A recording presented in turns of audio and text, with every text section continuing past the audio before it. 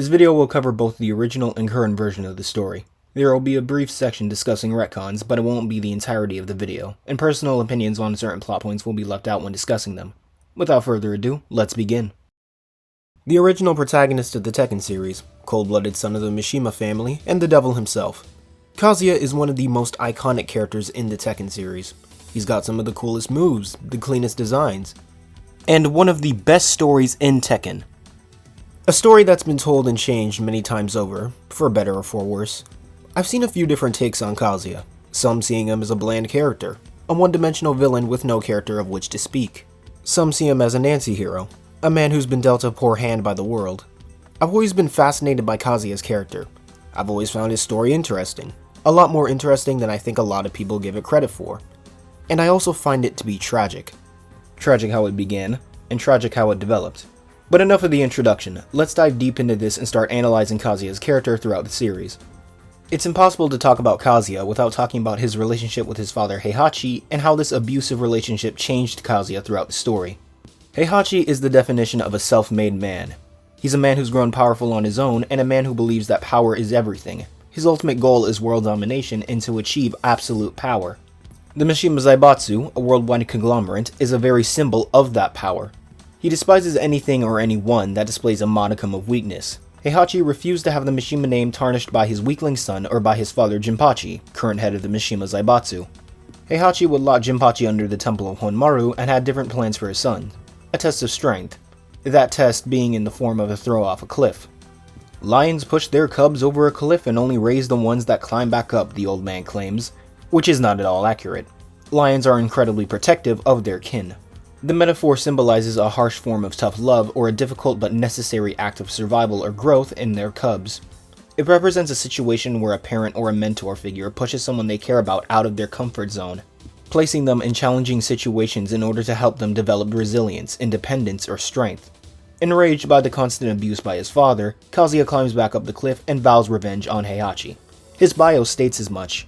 Cold-blooded son of a distinguished family, the son of Heihachi Mishima, Kazuya's participation in this tournament is for the purpose of causing a worldwide coup d'etat after causing the death of his father for dropping him into a trench at the age of 5. It's made clear that Tekken isn't a happy-go-lucky story. It's a story about hatred and revenge, about taking that hatred and becoming the worst version of yourself as a result of it.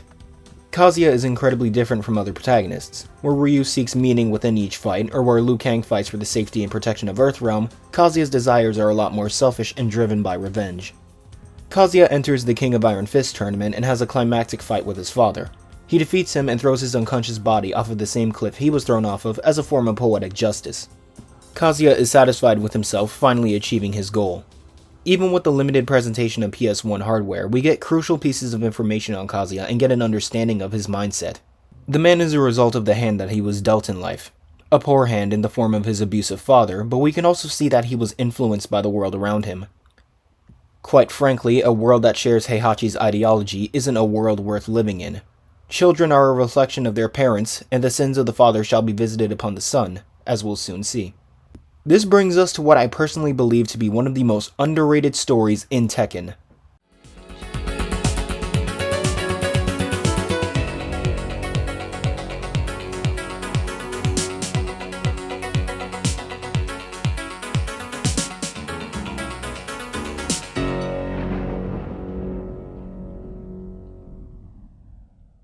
Plato claims that the measure of a man is what he does with power, and Kazuya is intoxicated by it. Tekken 2 sees Kazuya take Heihachi's place as head of the Mishima Zaibatsu, and he uses the Zaibatsu for his own selfish ambition.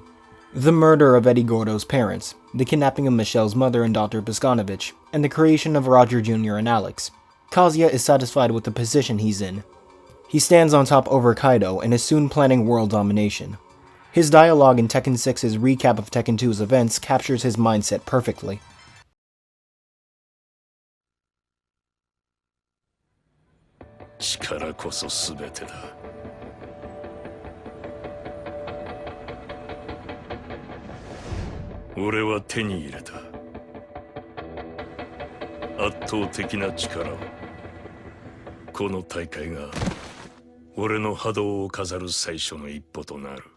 A woman appears before him, approaching him without fear. Jun Kazama, an animal protection officer, intends to arrest Kazuya. But she can sense something deep within him, something darker, a dark secret, possibly darker than Kazuya himself realizes. The two share a brief moment of intimacy that will eventually result in the birth of Jin Kazama. Kazuya is intrigued by the innocent, fearless, and mysterious nature of Jun Kazama. Maybe there's more to life than power. Whether or not Kazuya gets to explore that lifestyle hinges on the outcome of this tournament. 勝ち進んだ俺の前に現れたのは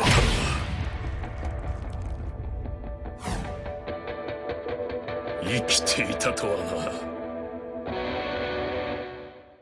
We're faced with a familiar battle. A battle between father and son. But this time the roles are reversed. Now it's Heihachi seeking revenge against his son, and we the player who will help him enact that revenge. Kazuya is on the ground defeated, and a dark secret about the man is revealed. When Kazuya was at the bottom of the cliff and on the verge of death, he made a deal with the devil for power in exchange for his soul. Kazuya has been the devil's puppet this whole time. The sins of the father shall be visited upon the son, and this is the result of Heihachi's sins. This is the corruption it's brought to his son. This is the result of seeking absolute power. It corrupts absolutely, and this is what would be left of the world. It would be completely unrecognizable of what it once was. Devil is defeated and Kazuya is thrown into a volcano, which you could view as Kazuya being sent to hell, but I want to take some time talking about Kazuya, Devil, and Angel. I've always loved Tekken 2's storyline and the many hidden aspects within this storyline, aspects hidden within the game and promotional material.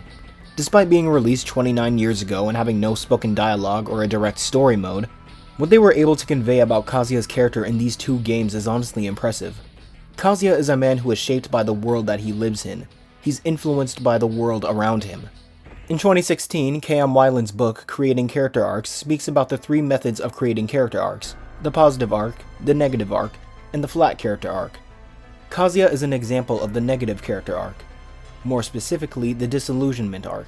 The character begins believing a lie, but unlike the positive character arc, in which the character overcomes a lie and finds the truth relevant to that story, the negative character arc has a character unable to integrate that truth at the end. They're unable to make the necessary sacrifices in order to overcome the lie. Kazuya is unable to accept that power isn't the only truth about the world. If he's to give it all up right now, everything he's done for the sake of his own ambition will be for nothing. But it's not really Kazuya's ambition, is it? It's not his belief. It's his father's. The name of Kazuya's theme, Emotionless Passion, encapsulates his character perfectly. He's passionate about his ambition, his plan of world domination. But it's an ambition that isn't his own. It's an ideology forced upon him, that's been reinforced by the world around him. First by him, and then by him. Angel's dialogue to Jun in the Tekken Forever comic succeeds in breaking down Kazuya's character in Tekken 2. Tekken Forever has a different plot from the mainline games, but this hammers home what I've been saying. First, it began with a man's thirst for power and his desire to become the god of fighting. Through no fault of his own, that desire was passed on to his son. With the inherited drive within him, the son became blinded by an ambition that was not his own. The newer games focus purely on the spectacle of Devil. They don't treat Devil as an entity, but more so as a powerhouse, or a transformation, much to the likes of Super Saiyan from Dragon Ball. On the surface, they are palette swaps, having Kazuya's Tekken 1 moveset with some lasers. It may also be seen as lazy writing, as they are quite literally a devil and angel on Kazuya's shoulders. However, Tekken 2 manages to capture the mysterious and horrific nature of both of these beings. The promotional material always gave Devil a certain presence. He's presented in darkness. He has a horrific stare. It's as if he's looking into the depths of our souls. His bio reads the following. On Kazuya's shoulders rests the fate from a distant past.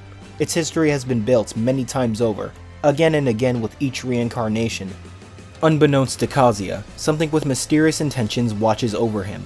Devil's appearance may be the embodiment of the mysterious intentions watching over Kazuya's fate. Note that Devil's blood type is non-applicable, his height and weight adaptable, and his age is infinite. Devil is also listed as it, as opposed to he or him. This isn't a person. It's a completely different entity. I'm still going to call Devil him just to make it easier. His trading card for Tekken 2 reads the following. Born with Angel, he is a more instinctive form of energy that seems to have hardened into a blackened spirit. He uses all of his power to fight relentlessly, and only takes pleasure in destroying his opponents.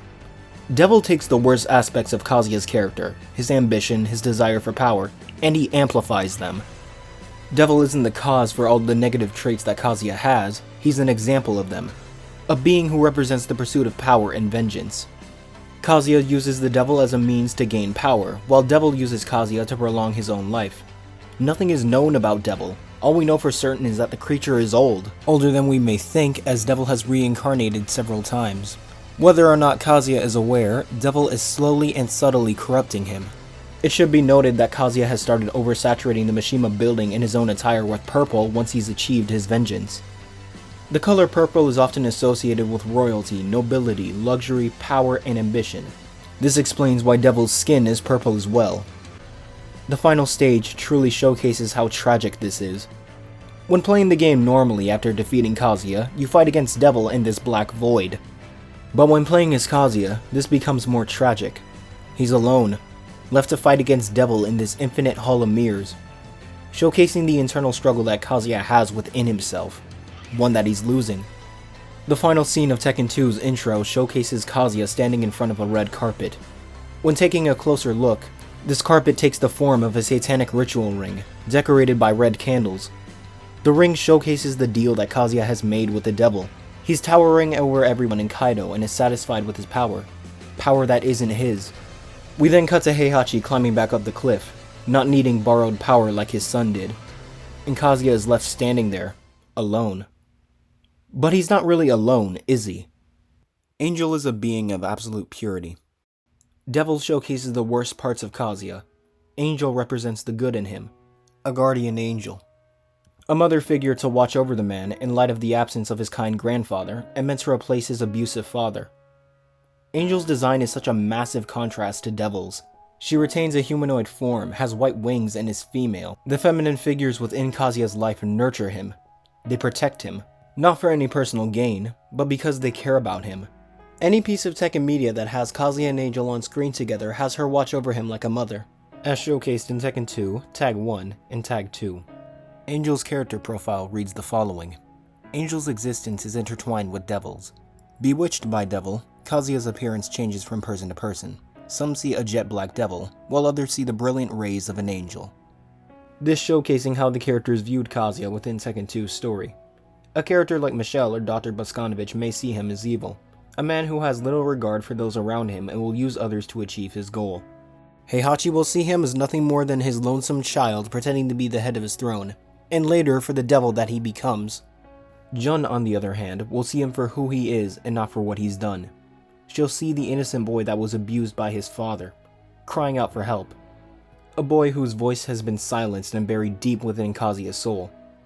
Angel's trading card for Tekken 2 and Tag Tournament read the following. Together with Devil Kazuya, she is a super intelligent being born from the spirit of Kazuya Mishima. The pure thoughts of Kazuya are the basis of his actions, and he takes pleasure in fighting itself. It appears to have an entity, but it can be erased at will. There are two opposing sides to every person's mind. There is a pure-hearted angel who enjoys playing and fighting with his/her friends, and there is an evil-hearted devil who destroys everything. The two beings born from the heart of Kazuya Mishima are like two sides of a sheet of paper. Wings of black and white soar to the heavens, blades of light cut through the void. Before them, people can do nothing but bow down. Angel captures Kazuya's humanity and the innocence the man once had before he was robbed of that by his father. Placed in a dilemma, Devil gave Kazuya the decision to either live for revenge or to die. An ultimatum preying on the boy's naivete. Angel and Jun, on the other hand, showed Kazuya that there's more to him than what he suffered, that he can be more simply than his father's son. Whether or not he chooses to be that is up to him. Kazuya's ending has him defeat Devil, but the creature reawakens for revenge. In order to defeat the devil, Kazuya uses a devil of his own, that devil being in the form of the man who's tormented his entire existence. He defeats Heihachi, he defeats the devil. Surely now he can live however he chooses. But this story is a tragedy. And when push came to shove, Kazuya relied on Devil's power to bail him out of trouble. And Kazuya dies in his foolish pursuit of power. He couldn't find the strength within himself to let go of his hatred, and any humanity that he had within died with him.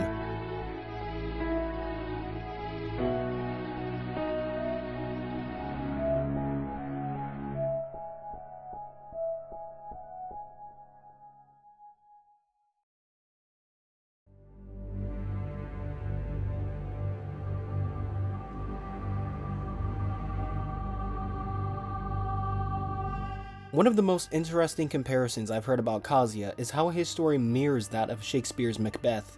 Now, Macbeth was made back in 1605 and Tekken 2 came out in 1995, but Kazuya and Macbeth have a few similarities in their character arcs. The ambition and the pursuit of power. Both are driven by a strong desire for power and dominance. Kazuya seeks to control the Mishima Zaibatsu and plans a worldwide coup d'etat, while Macbeth strives to become the king of Scotland, even resorting to murder to achieve his ambition. Manipulative influence and the form of family. Lady Macbeth had a negative influence on her husband, resulting in him becoming the worst version of himself, worse than the person who manipulated him. For Kazuya's entire life he's been manipulated by sinister forces, his father and the devil in particular. Both characters are manipulated and encouraged to commit acts of violence in the pursuit of their ambitions. The hamartia, or the tragic character flaw. Both characters have flaws that contribute to their own downfall. Kazuya's internal struggle with the devil, his thirst for revenge, and his desire to prove to his father that he isn't weak, leads him to walk down a path of darkness and destruction. He isn't willing to change who he is as a person and let go of his hatred. Similarly, Macbeth's unchecked ambition to rule and his susceptibility to being manipulated ultimately result in his tragic demise. The battle within. Both characters grapple with internal conflicts and moral dilemmas. Kazuya struggles with his dual nature as both a man and as the current host for the devil, while Macbeth battles with his conscience after committing regicide. Ruthlessness and betrayal. Both are willing to use and manipulate others to achieve their goals. They engage in acts of betrayal and violence against those they perceive as obstacles to their ambitions. They're completely ruthless in their approach of achieving absolute power. Both struggle internally, both chase power and abandon their humanity, and both of them die a tragic death and a waste of life. Yet Kazuya displayed signs of humanity. He was given a way out of the dilemma, someone who wanted to love him, a guardian angel that wanted to protect him, and yet he threw it all away. A tragic waste for a tragic character. This is what makes Tekken 2 a tragedy.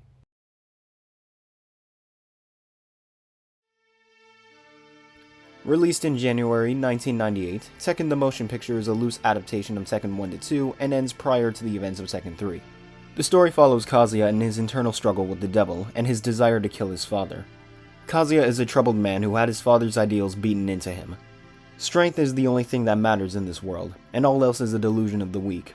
A strong man stands above and conquers all. This line was spoken by Vegeta in the original Funimation dub of Dragon Ball Z. It's a line that grasps the essence of Heihachi's character. When asked how he could be so cruel to his son, and why he makes an enemy out of the world as opposed to his own hatred, the old man replies that people mistake their own empty platitudes for justice. Platitudes such as justice and truth are what causes society to engage in meaningless wars. People believe that any sin is justified for the greater good that they believe in. They commit atrocities throughout history, mistaking their own greed for truth, and have become too frail, destroying themselves. And they've completely forgotten what strength is. Heihachi doesn't seek world domination as he does in the mainline games. He wants to achieve absolute strength in his own way. Heihachi in the motion picture wants to save the world, but he wants to do it by tearing it down and rebuilding from its ashes to create a new one. A world where power is the one and only truth. He threw Kazuya off of the cliff to ensure that his legacy would continue through his son. The throw off the cliff was to plant seeds of hatred deep within Kazuya in order to make him chase power. Power being the truth that Heihachi believes in. But because of his arrogance, Heihachi is unable to see the flaws in his philosophy, and he's unable to understand the damage he's done to his son. In attempting to destroy what Heihachi viewed as the devil, he only created one out of his son. Father and son square off once again. Kazuya throughout this film has adopted Heihachi's belief of absolute power, and he's used the devil as a means to an end in order to achieve his goal. Kazuya is so wrapped up in darkness, in his own rage, that he can't see he's becoming worse than the object of his vengeance. Jun throughout this film has been the angel on Kazuya's shoulders, begging the man to push past his hatred. Kazuya is fed up with her interference and is willing to kill her for standing in his way, and Jun doesn't fight back. She's willing to be sacrificed if it means that Kazuya will no longer have hatred in his heart. But why? Why is Jun willing to die for a man she'll never know? She replies that she feels Kazuya's pain as her own, and with tears in her eyes, she begs Kazuya to let her save him. Kazuya is completely baffled by this showcase of love. Why does Jun want to save him? Why does she believe that he's worth saving? As children, Kazuya had offered to take revenge on a bobcat that had killed a young bunny. Despite how innocent Kazuya was as a child, he was still misguided. Jun wasn't seeking revenge, nor was revenge ever the answer. Revenge is like a poison and it can change you for the worse. Before embarking on a journey of revenge, dig 2 graves. Like in Tekken 2, Kazuya is given a way out of the cycle of revenge. He can grow past the abuse of his father. But unlike in the canon, where Kazuya's will faltered and he chose to give in to hatred, with an effort of will and a little help from Jun and the reminder of his mother, Kazuya breaks free of the devil's corruption and drops one of the most powerful lines spoken in the series. A person's worst enemy is found deep within the center of their spirit. Alright, so here's where things get interesting. We have Kazuya's portrayal in Tekken 4 and games onwards. If you looked on my YouTube community page, you would know that I wanted to delete my previous Kazuya video mainly because I didn't think it was well made. In the time between then and now, I've come to disagree with many of the points I made in that video. In fact, this video was just a reformed version of that video, with the personal opinions left out of this one. It is still on my channel for anyone who wants to watch it. It's just unlisted in a playlist with my previous Tekken 8 videos to deal with bloat. In the past, I talked about how I dislike how Kazuya is written in the newer games and what the retcons made to his story, but like I said, a few of my opinions have changed. Even with the retcons, he's still pretty consistent. He's still a man who's shaped by the world that he lives in, and he still has traits of humanity within himself that he chose to ignore. I just think that the difference now is, with Angel no longer being tied to him specifically, that humanity isn't really as present, but it's fine. Kazuya works fine as a villain. His interactions with Jin are really good, but I still do take issue with the inconsistent use of his powers. I'm going to be skipping over Kazuya in Tekken 5 and 6 because there's really nothing to talk about since he's really underutilized in those games. To play devil's advocate, haha, his portrayal in Tekken 4, 8, and to an extent 7 work because they benefit the overall narrative. His character in these games are fine, and it's a natural evolution of his story. Anyways, last time we saw Kazuya, he was taking a bath in a volcano, so let's see how we got out of that mess. Kazuya's remains are recovered by G Corporation, and Kazuya is intrigued by the devil's blood that flows through his veins. Instead of rejecting the devil's power, instead of finding the strength needed to fight it off and discover his humanity, Kazuya would truly embrace the devil's power and make it his own. Over the course of 22 years, Kazuya would allow G Corporation to study the biomechanics of the devil gene, the ultimate goal being to fully control the devil and defeat his father. This plan backfires when Heihachi's Tekken Force raids G-Corp's labs and kills all the scientists. Kazuya exclaims that he'll get everything back. Upon discovering Kazuya is still alive and knowing that Jin is gunning for them both, Heihachi announces the King of Iron Fist Tournament 4. Kazuya is no longer the naive boy he was in his childhood. He sees the game being played and knows that this is a trap from Heihachi to lure him out. Regardless, he enters the tournament and plays into Heihachi's hands once again. This is what Heihachi was banking on, Kazuya's deep-seated hatred. The very same hatred that he had gotten help in order to overcome. It's as if he's purposefully forgotten it.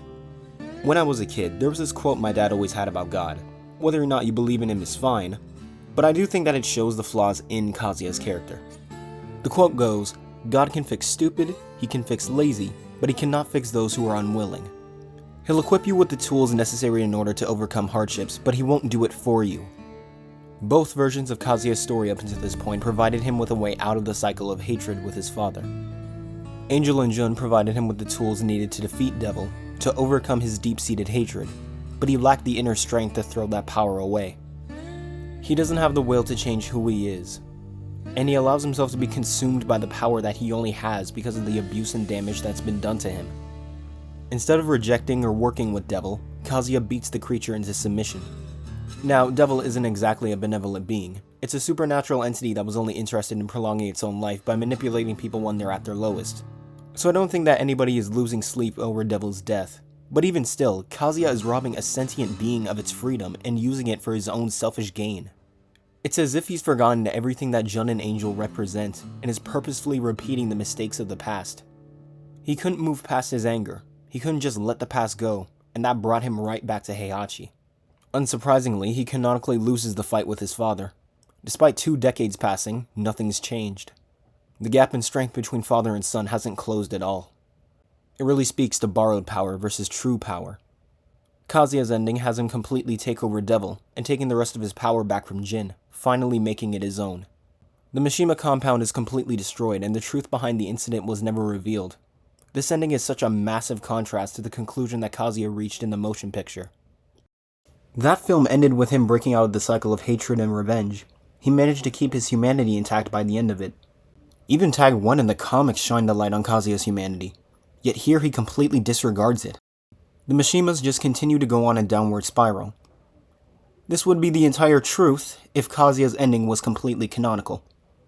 Jin holds Heihachi's life in his hands, a man who is a very symbol of the cursed blood within his veins.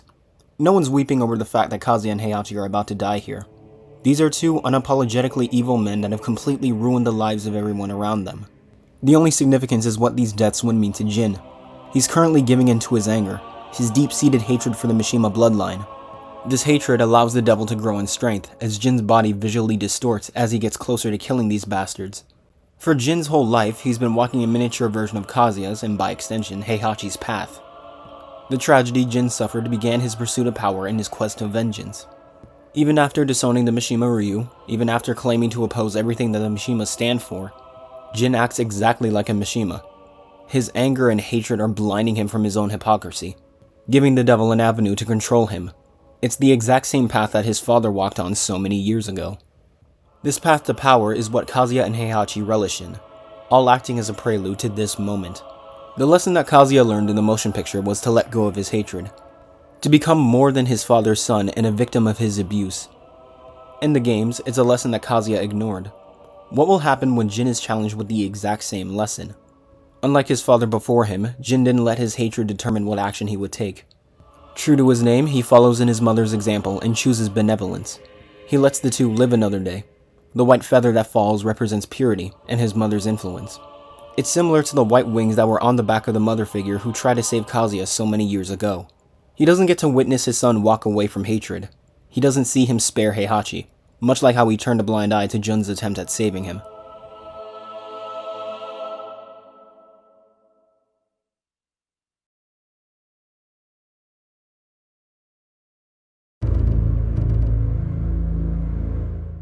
Once again, fate brings those together who hear the call.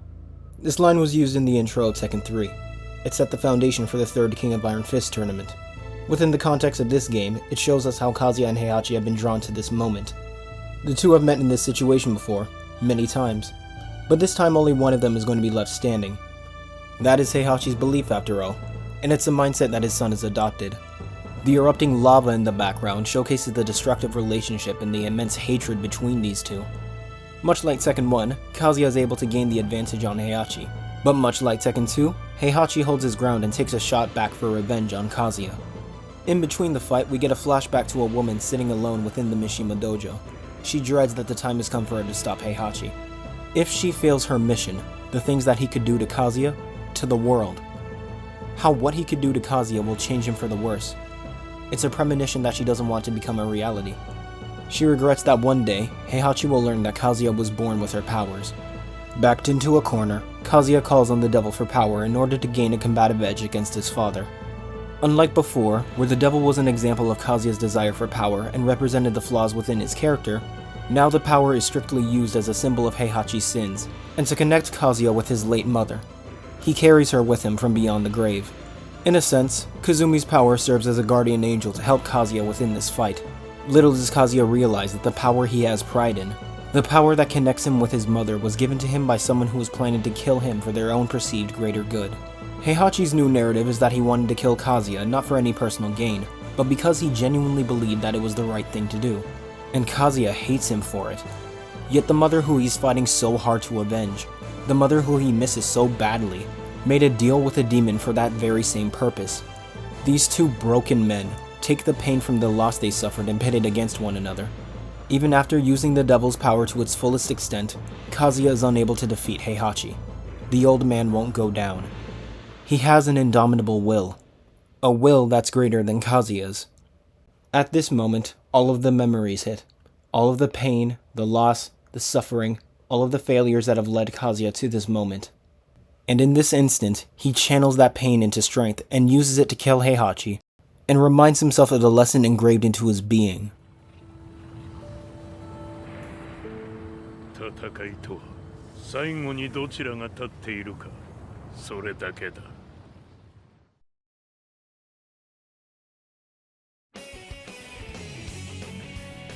Overcoming the devil, and finally defeating Heihachi, there's now nothing that can stop Kazuya in his pursuit of achieving absolute power. Kazuya has finally overcome the man who's controlled his life for so long. Disgusted by the current powers in charge, he takes matters into his own hands and declares that he'll right the wrongs of this pitiful world. Despite defeating Heihachi, Kazuya still lives in his shadow. He claims that he wants to create a new world. He wants to do this by burning down the current one in order to rebuild a world guided only by power. The speech Kazuya gives in this game is similar to the speech Heihachi gave in the motion picture. Kazuya's plan to create a world where only the strong survive is a conclusion he reaches only after having killed Heihachi. The only reason Kazuya has even gotten into this position is because of the devil's power. He may have tamed the devil and made the power his own, but he only has this power because of his hatred and desire for revenge. His hatred and greed were so great that it allowed him to activate the devil gene. Yet when he loses it, he claims that the power that he held on to for so long was only a means to an end, and nothing more. He's never confronted his past. Throughout the game, Kazuya is reminded of Heihachi, of the indestructible will that the old man showed him in their final battle. Despite defeating him, Kazuya still lives in Heihachi's shadow. Kazuya can't escape his past, nor does he want to confront it. It's the perfect villain for Jin post Tekken 6. Jin states that Kazuya's existence brings turmoil to the world, and Kazuya has a good counterpoint. How can Jin criticize Kazuya's actions when he's responsible for this war? When he's willing to deny himself? As Kazuya says, Jin is attempting to eliminate Kazuya's darkness without having explored his own. It's Kazuya's words that begin Jin on his path of atonement and acceptance. The difference between the two is shown in their allies. Kazuya's allies have no real attachment to him. They're motivated by a sense of greed. They lack commitment. It's comical how just as quick his allies were to join him, they're even quicker to leave him. Yet even when it seems as though that all hope is lost, and when comrades die in battle, Jin's allies remain by his side and continue to fight. By the end of the game, with their power stripped away, Kazuya can do nothing but regurgitate the ideals that his father beat into him. It's Kazuya's way of reassuring himself of the way that he's lived his life up until this point. But those beliefs that he spits out never belonged to him to begin with. They ultimately fall flat against an enlightened Jin. Jin has been battling his own darkness, and as a result he can never confront Kazuya. But thanks to his allies and their unyielding belief in him, it gave Jin the strength to confront himself and shine a light on the goodness within. Jin hardens his resolve with the memories of his comrades, because they're stronger together than they are alone. With that strength and trust, they'll build a better future. That's why Kazumi and Heihachi's lack of trust got them killed. And it's why Kazuya's plan ultimately fails.